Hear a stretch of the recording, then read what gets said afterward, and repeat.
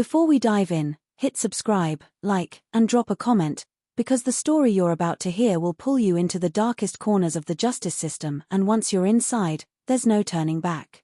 The morning the transfer van rolled toward ADX Florence, the Colorado sky was a cold, unforgiving gray.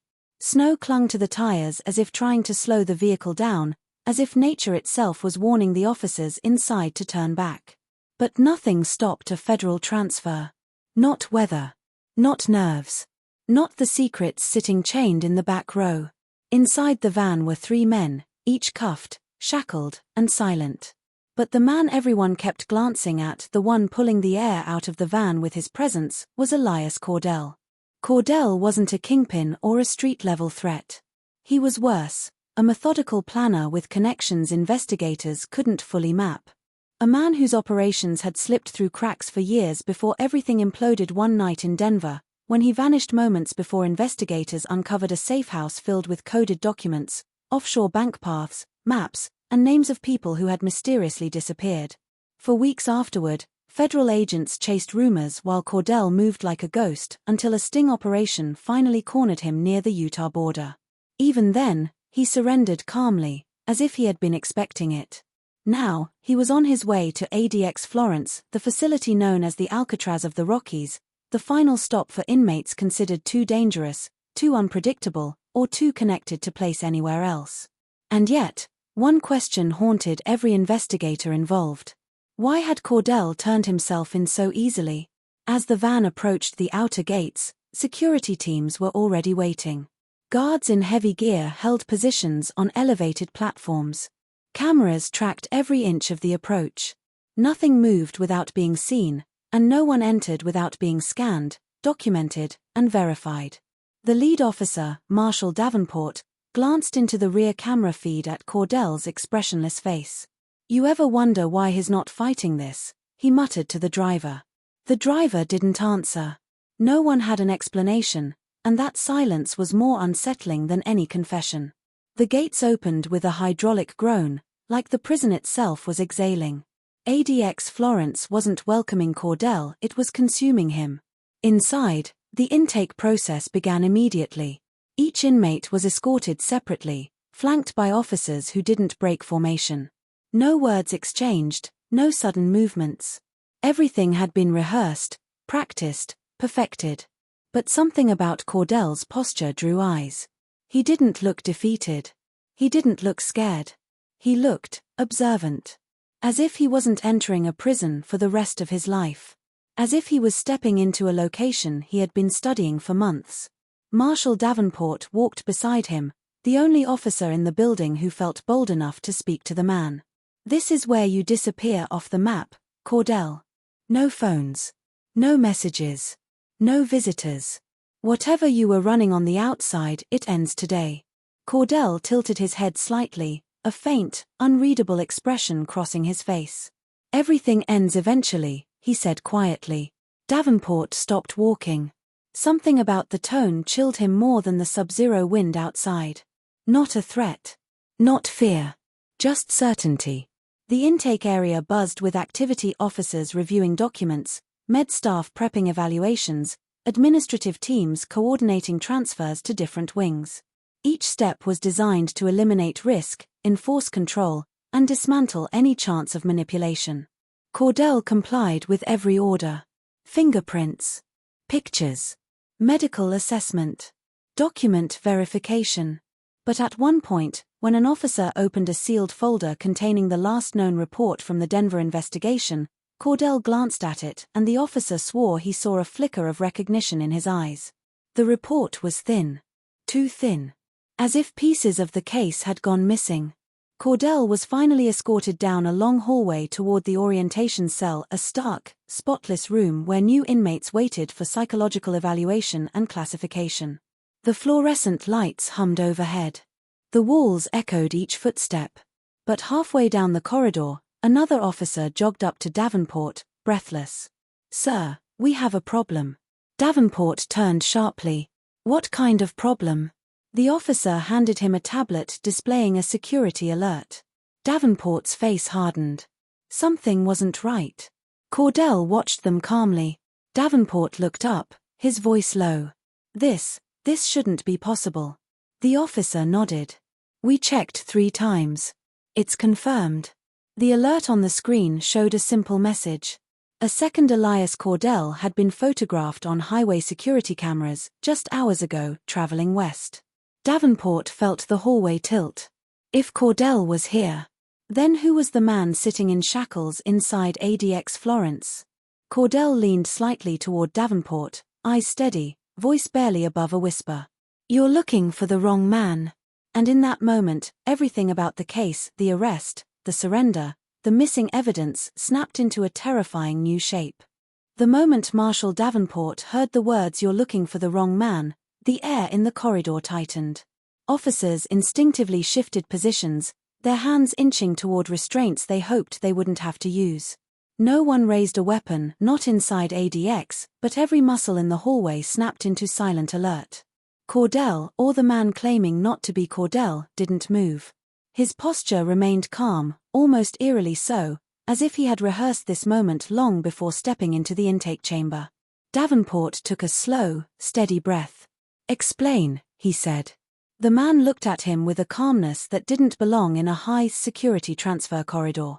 "You arrested someone who wanted to be found," he replied. "But you never stopped to question why." The officer beside Davenport shifted uncomfortably. This wasn't fear, it was the kind of unease that comes from realizing the ground beneath your investigation may be hollow.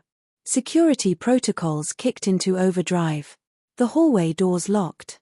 The overhead lights sharpened. Officers sealed the perimeter. No one entered. No one left. Davenport signaled for the escort team to tighten formation and move the inmate to the orientation cell. Whatever this man had to say, it wasn't going to be in the open. Inside the holding cell, the inmate sat on the metal bench, wrists still shackled, eyes unreadable. Davenport stood opposite him, tablet in hand, the highway security photo glowing across the screen. The timestamp was undeniable. The location unmistakable. A man matching Elias Cordell's appearance had been spotted hundreds of miles away, free, unrestrained, alert. Davenport's voice dropped. "Either this is a glitch, or you're part of something bigger than we accounted for." The inmate's lips curved just slightly. "It's not a glitch." Davenport felt a cold flash of frustration. "Then start talking." Instead, the man asked, "How much do you know about the operation in Denver?" "Really no." Davenport stiffened. "Enough to put you away for life." The inmate leaned back. "Then you know nothing." The words hit like a quiet detonation. The Denver case had been a headache from day one, fragments of evidence, partial documents, nowhere near the full structure investigators believed existed. A network without a center. A hierarchy with missing names. Surveillance footage that went dark at the exact moments it shouldn't have. Davenport had assumed those gaps were the result of Cordell's planning. Now he wasn't so sure. Before he could respond, an alarm echoed through the intake wing, a single tone, short, sharp, unmistakable. An authorized data transfer attempt detected in the intake server. Every officer in the room froze. ADX Florence didn't tolerate external digital interference. Its walls were designed to shut out technology as much as people. Davenport turned to the tech officer monitoring the system. "Source." The tech officer's fingers flew across the tablet. "It's internal, sir. Trace is coming from one of the admin terminals." "Which one?" A beat of silence. "Yours." Davenport blinked. "That's impossible." The tech officer swallowed. "It's accessing intake files, specifically this inmate's record." Davenport looked at the man sitting in the cell. No expression. No surprise. Almost expectation. He stepped closer. "What did you set in motion?" The inmate met his eyes. "I told you. You arrested someone who wanted to be found." Davenport tightened his grip on the tablet. "So who are you?" The man looked down at his shackles. "A placeholder." The cell felt smaller. The air heavier. Davenport forced himself to steady his voice. "Then where's the real Elias Cordell?" The inmate answered without hesitation. "Doing what he planned to do the moment you started chasing him." The tech officer interrupted, voice shaking. "Sir, The transfer attempt just completed. Davenport snapped toward him. What was uploaded? The officer turned the tablet toward him. Facility layout data. Intake routes. Classification schedules. Staff rotations from the last 72 hours. Davenport felt his stomach drop. Someone was gathering intel on ADX Florence, the most secure prison in the United States, from inside the building. And whoever had orchestrated this had used the arrival of the inmate as a distraction. He turned toward the cell, anger and dread twisting together. This isn't an escape plan. It's reconnaissance. The inmate nodded once. Cordell always prepares the ground before he moves. But why send you? Davenport pressed. Why surrender? Why come here at all? The man lowered his gaze. Because someone had to walk through the front door. Someone had to make sure your systems reacted exactly the way he predicted. Davenport felt a cold realization dawning. You're telling me this entire arrest was staged? Guided, the inmate corrected. Constructed so you would follow the wrong trail while the real operation unfolded somewhere else. Davenport stepped closer to the glass. What operation? The inmate finally lifted his eyes. The one that started the moment you logged into your terminal this morning. Before Davenport could respond, a second alarm blared through the intake wing, louder this time, deeper, urgent. The security lights shifted to red. 2 words flashed across every screen. System breach. Davenport's pulse spiked. Where's it coming from? The tech officer looked sick. Sir, it's not coming from inside the prison anymore. He hesitated. It's coming from outside. Davenport locked eyes with the inmate, the decoy, the placeholder, the quiet spark that had ignited something much bigger. What did Cordell just activate? The inmate breathed out slowly. The part you were never supposed to see. And before Davenport could ask another question, the lights snapped off, plunging the intake wing into darkness. Darkness swallowed the intake wing so suddenly it felt like the air itself disappeared. In a place like ADX Florence, the power never failed. Lights didn't blink. Systems didn't glitch. Everything ran on redundancies built on top of redundancies. Which meant one thing only. This blackout was engineered. Davenport's hand shot toward the radio clipped to his vest. All units, report. Security breach in intake wing. Static. Nothing but static. Red emergency strips flickered to life along the floor, casting the hallway in a low, pulsing glow. Shadows stretched across the concrete walls, long and warped, as officers scrambled into defensive positions. The inmate, the placeholder, sat calmly in his cell, illuminated by the faint red light. Not afraid. Not confused. Just waiting. Davenport moved toward him, jaw clenched. What did Cordell do? Is he coming here? Is this an extraction? The inmate tilted his head. If Cordell wanted to break someone out of ADX Florence, he wouldn't attack the intake wing. Then what's the target?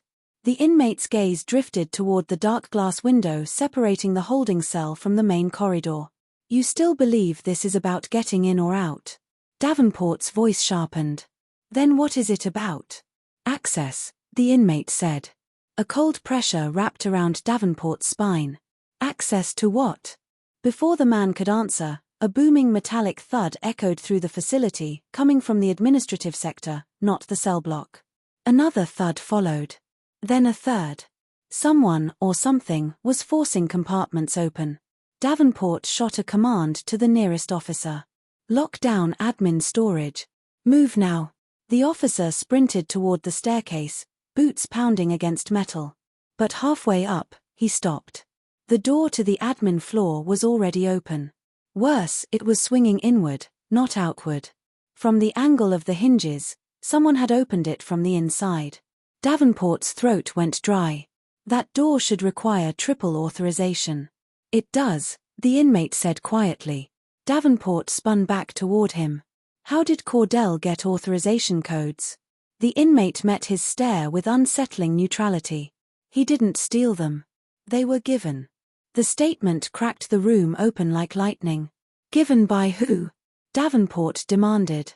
The inmate didn't answer because the facility's intercom crackled to life with an automated announcement, pre-recorded, cold, and unforgiving. Administrative records transfer completed. Davenport froze. Administrative records transfer completed. There were only 2 categories of information in that database. 1. High-risk inmate behavioral profiles. 2. Future federal transfer routes. He felt his stomach twist. Cordell didn't want people freed from ADX. He wanted to know where they were going next. Davenport rushed back to the tech officer, who was frantically scrolling through corrupted screens. "Tell me exactly what data was accessed." The tech officer's voice cracked. "Sensitive logs, classification notes, federal movement schedules for inmates under sealed cases." He swallowed hard. "Sir, Cordell didn't just plan for the decoy to come here." He turned the tablet so Davenport could see. A list populated the screen. A list of names. Well known. High profile.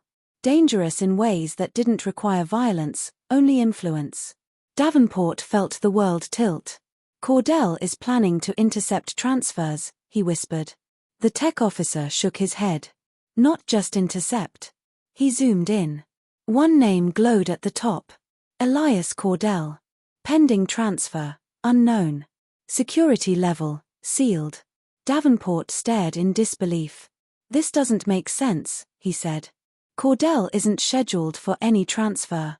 He was never even processed for one." The inmate spoke softly, almost gently. "That's because he wasn't supposed to be transferred." Davenport turned slowly. "Cordell needed to disappear," the inmate continued. "And the easiest way to disappear is to let the federal system create a new path for you." Davenport's pulse hammered. "You're saying Cordell just used this facility to generate a fake transfer order?" "Yes. But why?" The inmate's answer was calm. Too calm. So he could move without being tracked. Without being questioned. Without being found. Davenport stepped back from the glass. "You're telling me he staged his own surrender, planted you as a decoy, breached the system, and now the government itself is helping him vanish?" The inmate nodded once. "By the time you shut down the servers, Cordell will already be gone." On paper and in reality. The horror of it washed over Davenport. The real Elias Cordell wasn't coming to ADX Florence. He was leaving the entire federal grid. A ghost. Untraceable. Unreachable. The alarms blared again, a new tone, urgent, final. External data link terminated. Cordell had everything he needed. The facility's systems rebooted with a blinding flash of overhead lights. Officers shielded their eyes as the prison roared back to life. Barriers sealed. Doors locked. Communications restored. It was over. The breach had ended. But the damage was done. The inmate in the cell stood as much as his restraints allowed, stepping into the light, expression unreadable. "You weren't meant to stop him," he said. "You were meant to witness how prepared he is." Davenport stared at him, helpless rage burning under his skin. "So this is it. You sit in a cell while he walks free?" The inmate exhaled. "I never said he walked free." Davenport frowned. The inmate stepped closer to the glass. "I said he vanished." Then, softly, almost like a warning. "And vanishings come with consequences." Davenport's chest tightened. "What consequences?" The inmate gave him the first real emotion he'd shown, a thin, chilling smile. "You'll find out soon enough." And the chapter, the case, the illusion of control, shattered.